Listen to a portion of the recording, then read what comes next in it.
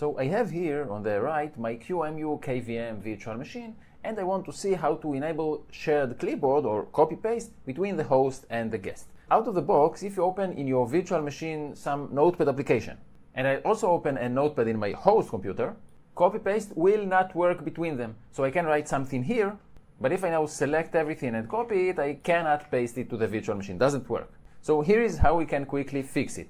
I need to open the terminal in the virtual machine, and first I'll update my package list, so sudo apt update. And now that our package list is up to date, let's go ahead and install the package we need, which is spice vd agent. So sudo apt install spice-vd agent. Let's go ahead and install this package, and spice vd agent was installed. I'll now restart my virtual machine, so reboot.